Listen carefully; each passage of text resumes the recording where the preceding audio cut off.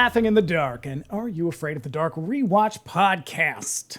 For all of us 90s, all of we 90s kids, Are You Afraid of the Dark was appointment television on Saturday night. A spine-tingling anthology delivered very gently, befitting its Canadian roots. My name is Dave, and I'm going to be your host for this evening, but I'm not alone. Also joining me tonight are my fellow members of the 930 Society, Aileen. Hello. Bryan. Well, hello there. And Mikie. Hello. Well, here we are, everybody. I just ate a really good chicken Caesar wrap, and I'm very happy that that's what I chose for dinner. How's everybody else doing? I'm going to San Antonio tomorrow, so I ate two old pieces of pita bread that were in my fridge just to empty it. Is that what you have to do before? Is that work? Just doesn't want to. Don't want to waste food. I've never been to San Antonio. I don't know what the protocol is. No. Yes. When you're going to Texas, when you go to Texas, you got to make sure that New York City. Eat two old pitas and go to San Antonio. No, I just didn't want to have. This is like the Warp Worlds in Mario 2. Yeah. I just didn't want to have it in my fridge, going stale. So I figured, let me shove it in my face for dinner. That's so sad. I get it. I like it. You should have put some chicken Caesar in there. I wish I didn't have any because I'm trying to empty my fridge so I could go to San Antonio. What's in San Antonio? I'm visiting my friend from Nicaragua. We're having, apparently there's a thing called Fiesta. Fiesta! It's a party. Yeah, and I was like, Fiesta for what? And she was like, it's just called Fiesta. And I was like, oh, okay. So we're going to have like a mini, teeny, tiny high school reunion as 3 40-year-olds and probably drink a lot of booze and eat some food. And I was demanded to bring a lot of pajama pants. So I think we're mostly going to fucking chill, which is great. Did you get yourself some Cookie Monster PJs? Oh, no. I should have gotten some Cookie Monster. You would not have PJs. Succeeded in Hampton Beach High School. Yeah. Technically called Winnicott High School. May as well. The old Winnicott High School. Well, we've gathered here. I have gathered us here today, ladies and gentlemen, to talk about the tale of the 13th Floor. This is a Are You Afraid of the Dark episode that aired on Nickelodeon in the United States and on YTV in Canada on July 10th, 1993. 1993 seems like it was a really long time ago. Yeah. Mm-hmm. Oof. Well, let me tell you about this episode. In this episode, a terrible little girl named Karin with an I Yeah, what? struggles with the fact that she's adopted, but also with the fact that she's not very good at sports. These two things are so distressing that she walks right into a honeypot trap set by 3 obvious new wave perverts who move into the floor above her and open a toy factory that is clearly not a toy factory. No. It's To Catch a Predator, but way less funny. It's the 13th Floor is like the set of a Thompson Twins video. Oh my God, absolutely. Complete with hair and all. Yeah, it's real bad. So, hey, how does everybody feel about this episode? I don't know. This one has, I'll right up top. This one has the bleakest ending of any episode that we've had. Oh Okay. my God. So absolutely. then here is my question. Is the message of this episode being adopted means you're less valuable than other kids? Because it's not just that, because like she's obviously struggling with that and they never really address it. And then she learns that she's adopted, but under Are You Afraid of the Dark circumstances. And then she alienates her brother with the reality of her existence. And so she is completely adrift in the world alone. Yeah. 12 years old. Usually these episodes have an ending that's ironic, but not too distressing for young viewers. But this one ended and I was like, I don't like this. No. And is the implication that she kills him? Well, he runs away. Or the rest of their family or something. Like there is this, because usually I remember, especially in the 90s, like adoption themed television programming was always very uplifting and always being like, you're part of us and yes, you belong here and all this stuff. And this is very much the opposite of that. Which seems like such a weird thing to have to be like, hey, just so you know, we'll just be real explicit about it. We do like you. Yeah. You are a part of this family. Yeah. We paid for you. We bought you to be here. I love that we just have to be very, very clear about the fact that, like, you're just as good as other Yeah, no shit, Yeah. everybody. What the fuck? Yeah. I don't know. I don't presume to know what's going on in the mind of an adoptee. But Yeah. it's gotta be I'm saying complicated. their emotions are fine, but the idea that, like, as a culture, we have to be like, adopted children are just as good. Like, we do not have to say that. No. Also, is this the first, like, spoiler alert, alien themed episode? I think so.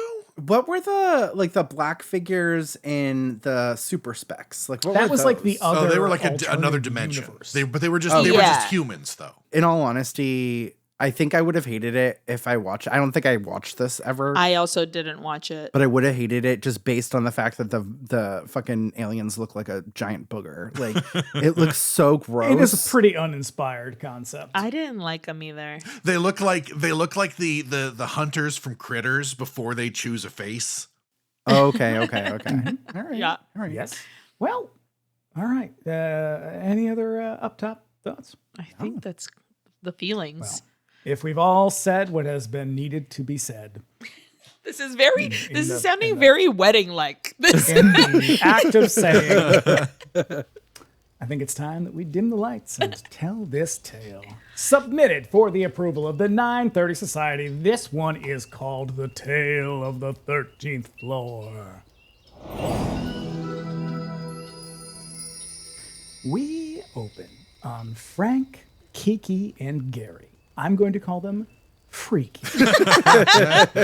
They are arranging firewood, which is weird because there's already a roaring fire going, so it's kind of like they're doing a lot of work for nothing. Yeah. I also have to say, if I had watched this back when I was young, I would have been in love with Frank. Ooh, yes, absolutely. Like he's a little rough, little rougher. He's on a little the rough edges. around the edges. He's like, he's wearing like that vest without Denim a shirt vest. and like underneath, and I'm like, okay, yeah. Like I totally would. Somebody have been shops at Gap Kids. like, yeah. Frayed sleeves, frayed non-sleeves. I know, Oh, come on. Totally Yeah. cool. I was done for. Yuck. Well, Frank feels as though they're being watched, and it turns out that they are because the other three members emerge from the woods and shine their flashlights right in Freaky's Oh my face. god, what fucking drama queens did Kristen put them up to this? I know. It's not even a Kristen story, and they're coming in with all this fucking pageantry and prop work. Very performance art related. These kids love a gimmick. They do. They really do. Turns out they're all just doing a little bit of a bit about how well you really know somebody or some dumb thing. Betty Ann's kind of a dork. And Gary tells him to cut the shit and get on with the story. So, Betty Ann launches into a summary of her story and the themes, which is probably unnecessary because she's going to tell the story anyway. So why not just let them figure it out? But, anyway. They got to give the we elevator are. pitch up top every episode. It's true. That's true. So she's like, hey, here's what my story's going to be about. I'm not going to do it because I'm going to tell you about it. So then she throws some sand on the fire and we all get down to getting down. I would like to point out, however, that this is another Betty Ann story about sinister foreigners. She did this last season in The Tale of the Nightly Neighbors, and I'm not gonna lie, I'm picking up a weird, my God. weird racist vibe off of her. Yeah, MAGA, Betty Ann's Betty jingoism Ann. is shining through. I mean, I hate to say it, but horse girl vibes sometimes. Dude. Well, then allow me to regale you with some xenophobia. Nice. We cut to a lofty open floor plan of what we're told is an apartment building, but what is very obviously a commercial office. This is definitely the production offices for this show. Yeah. Oh, yeah. It is, as we are told, the 13th floor, and it's been vacant for years, presumably because it's the 13th floor and it is therefore haunted. That's why they don't have 13th floor in buildings, because they don't want to have a haunted floor in their building. Exactly. Wasn't that Poltergeist? Wasn't Poltergeist 2 like in a haunted building in the 13th floor? Poltergeist. Three. Okay. Because remember, she almost drowns in the parking lot or Yeah. something? Yeah. Hey, this episode doesn't have anything to do with the 13th floor. The fact that it's on the 13th floor, totally irrelevant. It's just set there. This could have been in the backyard. It wouldn't have Yeah. fucking mattered. Anyway, the door on the old creaky elevator opens and a kindly old elevator operator / handyman named Gus lets out the two cutest little Canadians you ever did see onto this here 13th floor so they can play hockey. Because, my God, Canadians love hockey so much that they have to play it inside and outside. Yeah, listen, Yeah. you don't get to be Gretzky unless you're playing hockey all the time. Also, remember what I said about hockey props on this show? I fucking love it. Constant. Yeah. Constant. So, our little cherubs are Karin, with an I, and Billy, the latter of whom was on Lock and Key. Yeah. That's Aaron Ashmore, I think his name. He's been in a bunch of shit that you have definitely seen Well, if you have ever watched. maybe. If you've ever watched. Maybe. Because he has a twin. It's his brother that you've probably seen. His brother is the one from X-Men. Well, this guy was on shit. Now I'm forgetting. Oh, he was on Smallville. He was Jimmy Olsen. Oh, shit. Yes. And Yep, is he was. Fire Guy from the X-Men? No, that's his brother. Ah. Okay. I believe his brother's name is Sean. Okay. Right. Okay. But they have, and are they twins? If they're not, they are. They They are. should be because they are exactly the same. They are indeed. Okay. So as they get off the elevator, Gus reminds them, hey, kids, last people who lived on the floor mysteriously disappeared, probably killed very violently. And so he's like, I don't like the fact that you're all playing up here on the 30th floor. And I'm like, okay, Gus, okay, Yeah. okay, Gus, okay. Yeah. Then why did you bring them up here in the first place? You're Exactly. the elevator operator. You're also an adult, which means you are doubly in charge. It's true. Anyway, game on. Karin and Billy kick off their game of hockey, which I was like, maybe he's going to wear, I don't know, rollerblades or something. Nah, he's just going to No. run around. And, but Just on my feet, play hockey on my feet. Pure street hockey. Yeah. So, but Karen's like, oh, boo, I hate hockey. I hate sports. I'm a girl. I don't I'm a like girl. sports. Yeah, Girls and don't she's like- do sports. Okay. And you know she's like ruining the floor. She keeps hacking at it and like missing the puck, and she's just like, she's a fucking menace. I mean, I She's guess bad. she's willing to give it a try. So I guess I should give her a little credit for that. Okay. Anyway, he's like, take the shot. Like she's on the second gunman on the grassy I knoll. was gonna say. And so she takes the shot and she breaks a window.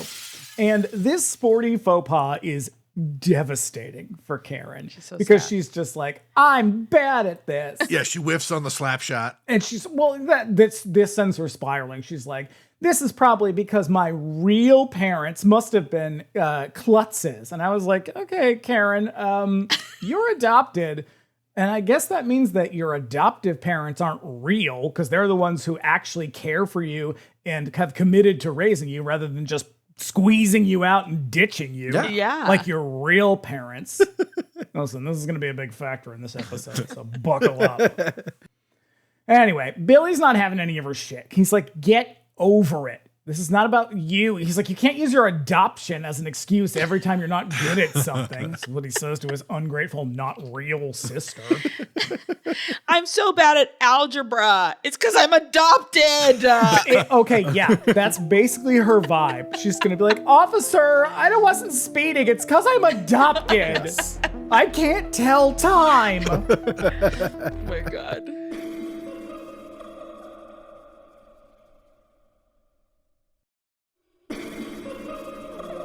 So, we couldn't presume that this argument would have gone on longer, and she probably would have apologized for being an asshole, but the little scamps are distracted by a big burst of multicolored light in the opposite corner of the room.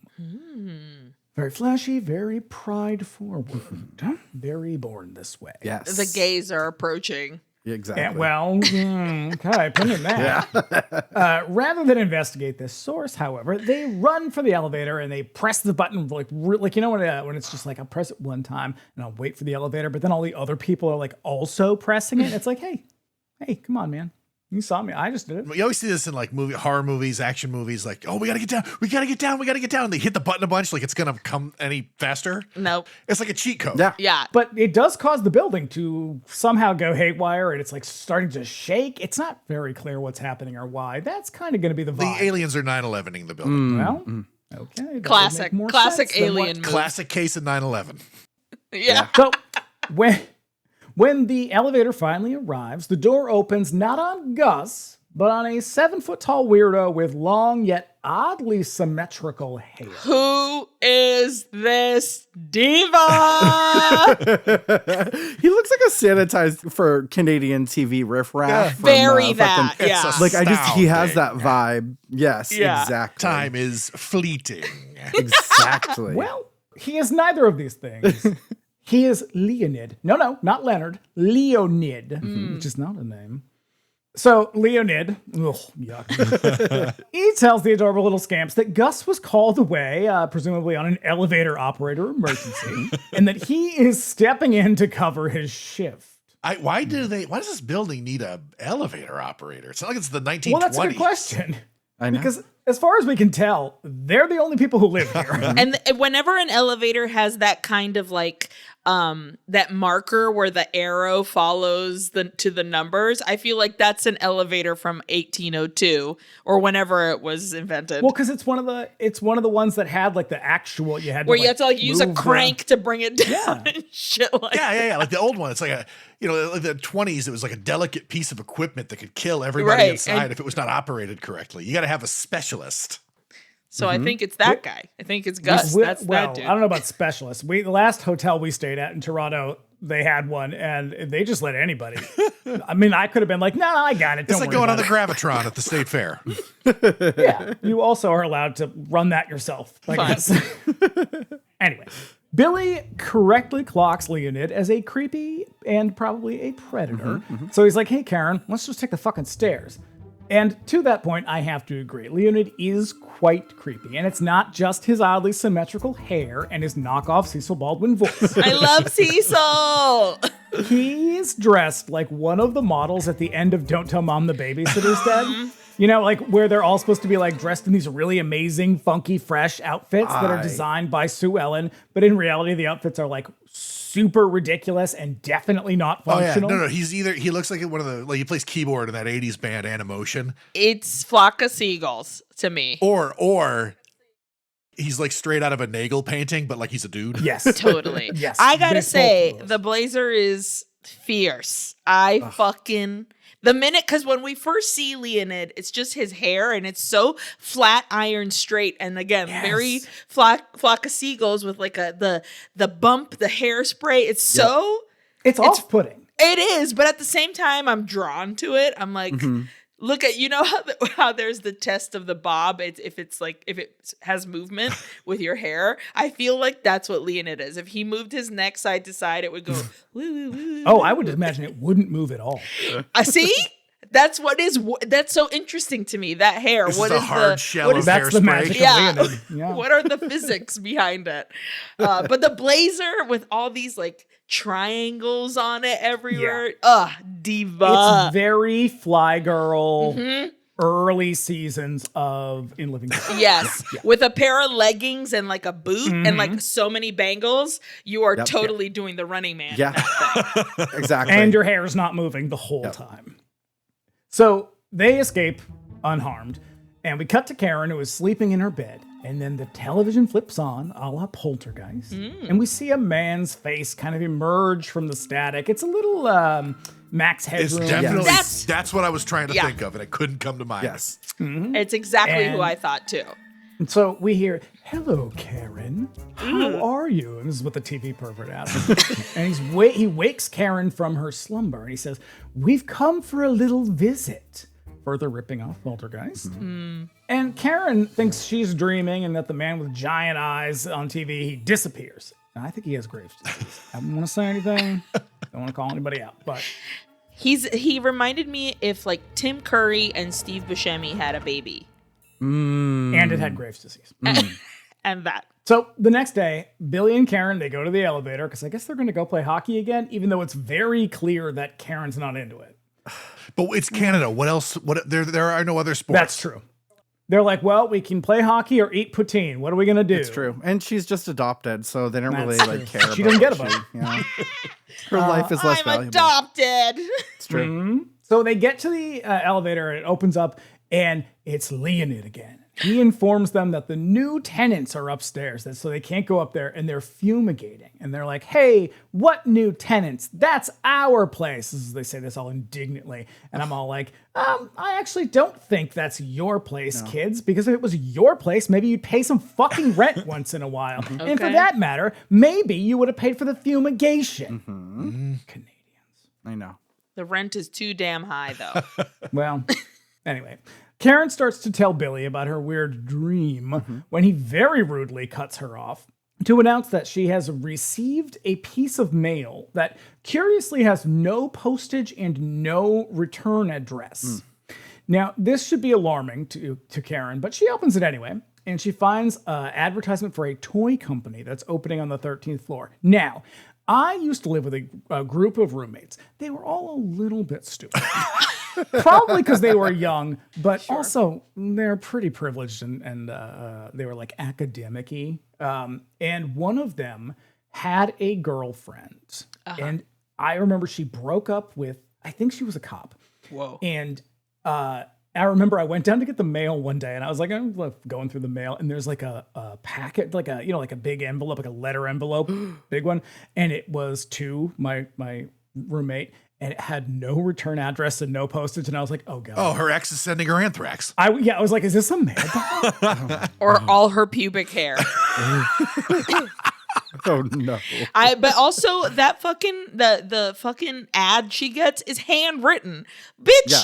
I'm not fucking going to your toy store if it's a handwritten note. Exactly. This should set off every fucking alarm bell in their heads. But Billy is just like, what's a toy company doing in an apartment building? And I'm thinking, Billy, didn't you hear me when I said the 13th floor is obviously a commercial rental space? I guess you didn't. But even more alarming is the fact that the advertisement says they want to test new toys on kids, but in this case, just Karin. What the fuck? Absolutely not. So if Karin and Billy's parents had bothered to give them the don't talk to strangers talk at any point, they would have recognized this for exactly what it is. This is a ruse, a cunning attempt to trick her, to lure a young girl to an isolated location where she can be preyed upon by adults. Absolutely. Just because they're not her real parents, they didn't bother. They're like, we can always buy another one. It's such an obvious trap. Like, they may as well have put a Barbie doll under a box held up by a stick. Totally. Like a little trail of candy leading up to it. Ooh, a piece of candy. Ooh, a piece of candy. So Karin is like, I don't want to go. I'm not good at sports stuff. And also, I'm adopted. Whatever. And then Billy is like, I don't know. I think you should go. Maybe they'll give away some free stuff, is what he says to her. Maybe you'll just get molested, is what I says to her. So that night, Karin with an eye falls asleep again, and the TV perv pops up on the screen again, and he starts to grooming her. Talking. He tells her that she's special, and they really want her to go visit the toy factory. And nothing about this is weird to Karin. So she's like, all right, you convinced me. You did nothing to convince me, but you did. And so she's like, I'll go. And so the next day, Billy and Karin go up to the 13th floor, and they find that it is no longer a squatting hostel for homeless people, but that it is a bright and colorful toy factory that appears to also be called Toy Factory. TF. Toy Factory. And as they marvel at the transformation, a woman named Olga appears, and she's like a Canadian Kate Pearson, but without the beehive. Oh, yeah. She's right in that cosmic thing B-52's period. Yes. But that wig is still fierce. She's still, even though it's like a little red, it's very, you're spot on Kate Pearson. But this little like asymmetrical, like tiny bang here, but longer bang there. But in the back, it's a curl. I was like, yes, work this space hair, mama. I was just not ready to be fooled. I was like, Olga, okay. I know your fucking flow from Progressive, okay? Please. Her little outfit was very flow. She wants to help her bundle her car and home insurance. Yeah. And first mention is free Progressive. So just let you Listen, know. hey, Are we missing Progressive, out hit on us Progressive money? I mean, yeah. Hey, Progressive, the first one's not free. You owe us money now. Please. The invoices That's capitalism, in the baby. mail. Listen, Liberty, get it at us. Coming for you. So Olga's a little bit disappointed that Karen brought her brother. She's like, oh. Well, so she tries to get rid of him, but Billy's not the asshole that Karen is. And so he insists that he's going to stick around until they're done. Mm-hmm. Now, if these kids weren't so dumb, they probably would have noticed that this factory looks more like a cheap television production than a factory where things are made. Yes. And as far as toys go, I'm not exactly sure that they qualify as toys. These look like, if they are toys at all, they're maybe for animals. That's like unposable like dogs and like bowling pins that are just like spray painted one color. This is 1993, bitch. They're bikes that are like fused together, but the other way, and there's ducks on the wall. Yeah, it's a tandem bike, but the bike is faces, so you'd have to like look right in your partner's eyes. At each other. Oh, no, also, the colors are completely Squid Game walls. Like it's yellow, pink, and teal, but like pastel-y of that version. It's very Easter. Very Easter on the 13th floor. Yes. Yeah. And so Olga's like, she's like, all right, fine. I guess he can stay too, or whatever. And they go into another room, and she introduces them to Raymond. She calls him the technician. Okay. And Raymond is also the perv who keeps popping up in Karen's room at night via her television. Yeah, Raymond is also disappointed that Billy is there. Red flag number 47, guys. Yeah. Yep. So he's like, let's play our first game. Now, their first game, it's supposed to be like a kind of like a, you remember the game Simon where you slap the thing? It's a memory game. Beep, bop, boop, bop. Yeah, he's going to play a little jingle on his magical, I don't know, zither? What is it? This is just a machine. Yeah. And they're going to have to repeat it back. Now, there's no like labels. They don't go through any kind of like introduction to this machine. They're just like supposed to just fucking know how to do it. Obviously. And, well, as it happens, Billy is quite a bit better at this than Karen because she's adopted. And he's a fucking showboat, you know? I just think the worst part of this shit is that Raymond, the TV pervert, he says, we're going to stimulate parts of your brain that you've never used before. Don't like that. I was like, no, Jesus Christ, no. This is a toy factory. You shouldn't be doing any of those things. None of those words should ever come up. Run, Absolutely. Karen with an eye, run. Also, she's like, I'm not very good at games. And he's like, there's no winners at this game. And then her brother there proceeds to win twice. Yeah, he's like, I win. I'm gonna win. So that's when Raymond is like, he decides it's time for Billy to learn a little bit of humility. So they drug him to double his reaction time. Oh my God. That's right, everybody. They have lured these children to an isolated place, and now they've drugged them. Yeah. He has a fucking roofie wheel. It's like the roofie wheel on the wall. He's just like twisting that thing, and the more like friggin' compliant poor Billy becomes. The grimmest game on The Price is Right. For reals. How much do I have to turn this dial to make this kid pass out? To keep looking back at the audience. I know. It's at like 1.0, and he's like, get $1. Yeah. All of this so Karen can feel a little bit of validation. Seems kind of nuts to me. Yes. But now that Billy's been drugged, Karen finally starts to win, and she gets real high on her success. So high that she doesn't notice that they're being separated. They're being lured away. Cut to Leonid and Olga in the hallway, freaking out about the girl not being ready. That's right, Leonid is also upset that Billy is there. Oh my God. And poor Billy, man. He's the elevator guy, so that seems weird, but hey, whatever. Yeah. In this moment, the sheer cheapness of this episode like really shined through, and I was like, oh, it's like we're watching Plan 9 from Outer Space, where they just have like a little card table and they set like a little transistor radio on it next to a guy to indicate spaceship. So this happens from time to time. Well, they clearly, I don't know, maybe they just weren't very good at budgeting for their episodes, because sometimes it's like, hey, totally normal episode, just takes place out in the world or whatever. And then they'll be like, we're doing this whole thing, gonna be shot on a set. Yeah. Like on a fucking back lot in this case, Calgary. I don't know where they are. Somewhere. But, and so it always looks cheap as fuck. It always looks like they're filming like a seventh grade play. Totally. Yeah. I mean, they had to save up their money because, you know, they have some big heavy hitters. I mean, they just had Bobcat Goldthwait. They spent all their money on Bobcat. That's Yeah. that's true. That's where the Melissa money Joan this season. Hart's about to show up. They got to pay Yep, her watch good. out. Yeah, Mhm. yeah. She needs to buy a new tooth. Exactly. So Sure fucking look, does. do not get ahead of us. That's in this case Oh, way I ahead can of tell us. like you're so excited to go off on that. Oh my God. It was extremely distracting for me the whole time.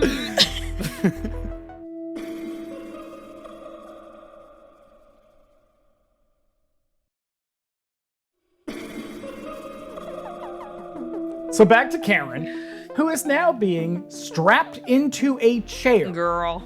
It's finally, as she's being strapped into the chair, that she's like, hey, something's not right here, guys.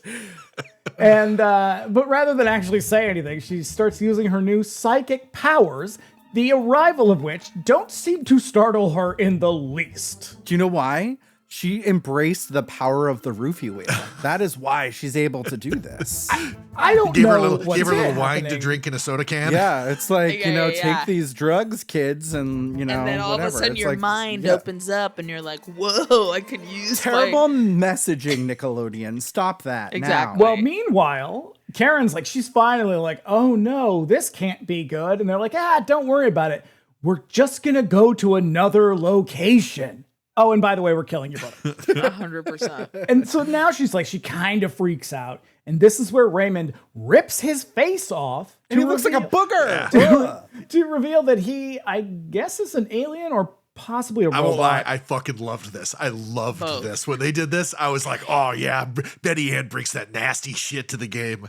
I thought it was Well, genuinely horrible. Him holding the head and then no face on his alien face. I was like, ew, I hate this.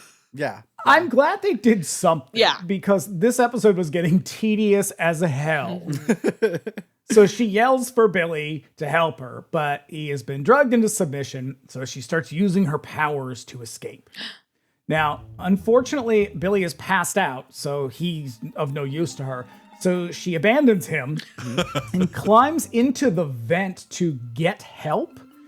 I'm not sure what kind of help she's going to get in a heating duct that just leads to another part of the room. And not only that, but she parks her ass She there. just sits the fuck down. there. And I'm like, girl, what are you Everybody doing? just Like, assumes that like heating vents are this magical labyrinth that give you total access to the rest of the building. But really, they're just like the interior of it is just covered in dust and like skin particles and shit like that. It's disgusting. Ew. It's disgusting. It goes nowhere, and you're likely gonna die in there. awful. So watch out, Karen. That's true. Well, that's not what happens to Karen because Raymond finds her and then they like a chase ensues and he sort of like hunts her. I mean, I want to say through the building, but not really. It's just like around the corner. Yeah. Yeah. And she manages to like, I guess, bring the ceiling down on Raymond. Yeah. That entire like thing of cardboard just like Yeah. rains down. She kills him. is She that- killed him Carrie style. kills him with the cardboard. Yeah. Yeah, this is what happens when you hire unpaid interns. It's true. It's true. He Very might true. have died from a paper cut. We So don't know. all this shit falls on him, and she climbs back into the duct because she's an idiot. Yeah. Like, bitch, you were just in there. You know where that goes, and it's not out. No. She's the worst final girl ever. She's Well, it adopted, you finally- guys. Well, I'm starting to think maybe she was on to something. So it finally occurs to her that it's the atmosphere that they've been changing in the room that has caused Billy to pass out. So she starts fiddling around with it. And honestly, at this point, I'm kind of like, oh, Jesus Christ. Anything can happen. Make something happen. So she like props him up and kind of drags him out to the elevator. And of course, who's out at the elevator but Leonid? Take the fucking stairs, babe. Take the stairs. And I ran so far away. Except not really. You ran just No. back into the duct, you Yeah. dumbass. oh god. Yeah. Oh no, she actually hasn't rescued Billy yet. He's still passed out. And Yeah. at this point, who knows? Save what's been done herself. to him. That was Just that was run, girl. So Leonid is trying to be like, hey, look, I gotta tell you something. You're an alien. Your destiny is to come with us. You're super special, by the way. And we need you to open your mind to new horizons, baby. And to this, all I have to say is, all of this fuss for stupid Karen? Serious. She's not even the smart one. Take the other one. Yeah. He's good at games. He knows how to play fucking hockey. Come on, these are Exactly. valuable He reaches out skills. his hand to her also, and it's like that gross lizard hand from the X-Files. Oh, Kind of awesome. it's real bad. All right, so she finally, it was this long story long, she finally makes her way to the 12th floor where she starts screaming Billy's name, which is weird because you just left him upstairs to die, so you know where he is, and it's not on the 12th floor. Yeah. God. Girl. So I don't know if like something weird happened here, but like she just sort of bamps back up to the 13th floor at this point. And she manages to like use Raymond's robot strength. It's very unclear if Raymond is a robot or an alien. Yeah. My cousin, whom I watched this show with, Is also a robot. and is an also alien. a robot / alien, and she said, finally I feel represented on screen. No, she was like, Diversity. she was like, Very niche. yeah, she was like, wait, I thought he was an alien. Now he's a robot. What's going on? And I Thank was you. like, Gabriela, I absolutely have no idea. Same page, homie. I have who knows. Thank you, Gabrielle. Yeah. You know what I'm talking about. So she uses that, and like Raymond grabs Olga, and he's like holding her tight.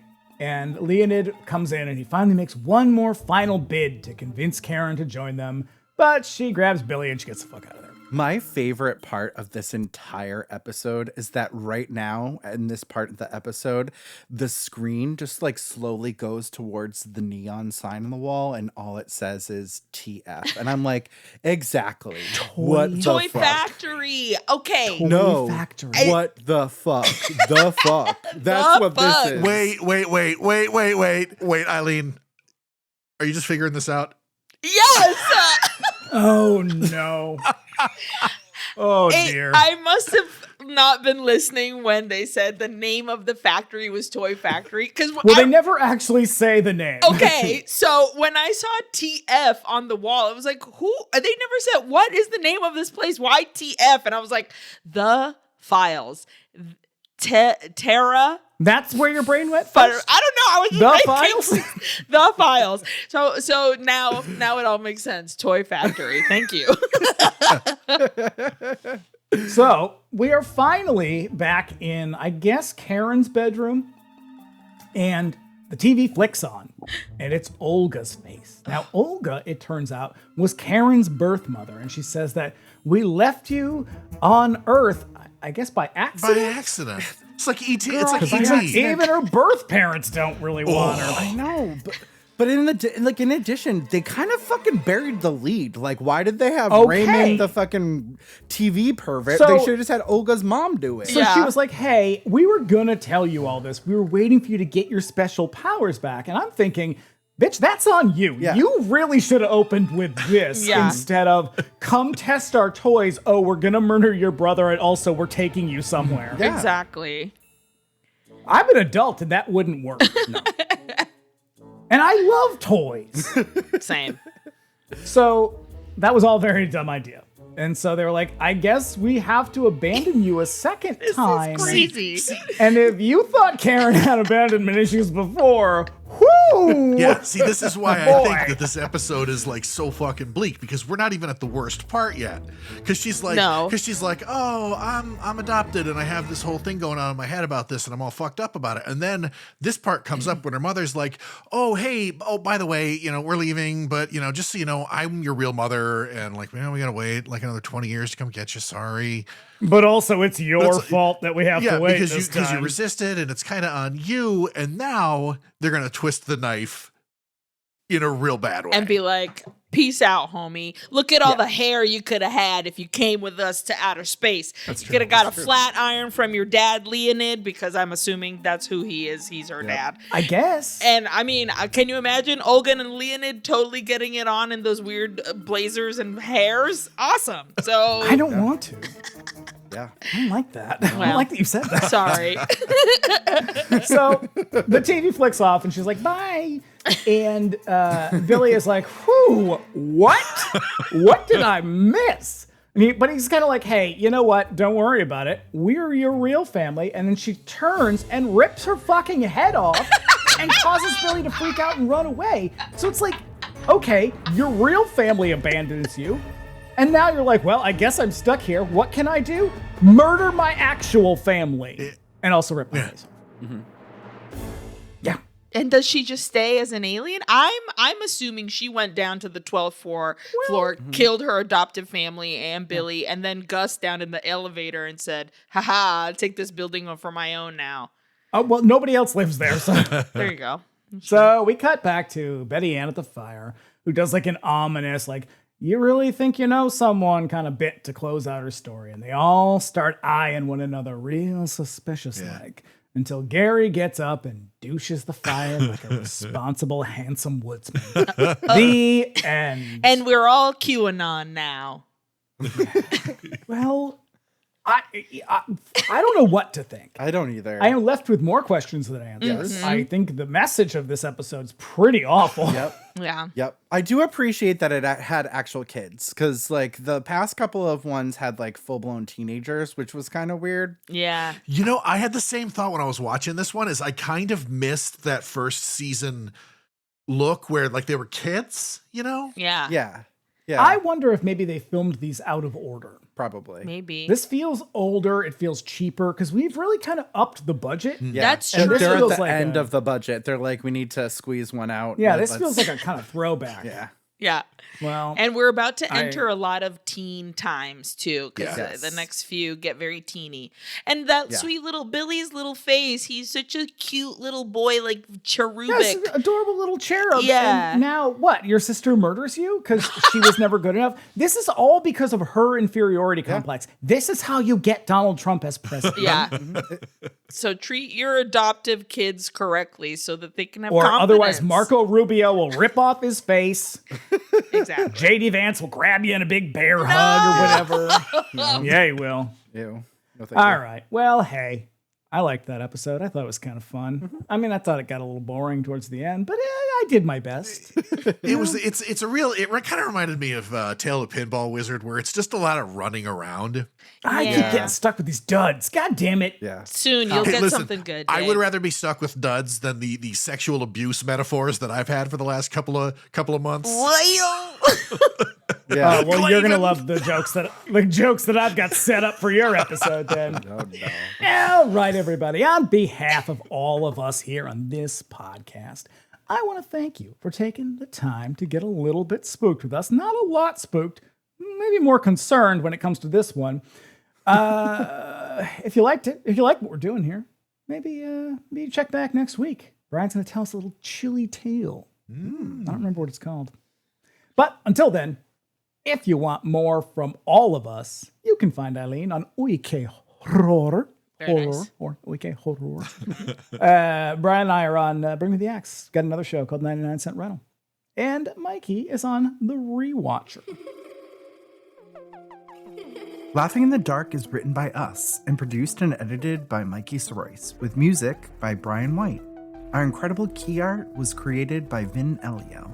You can keep up with us in between episodes by following us on Instagram at laughinginthedarkpod, or you can email us at laughingpodcast@gmail.com. And if you're listening on YouTube, be sure to like and subscribe. We sure would appreciate it.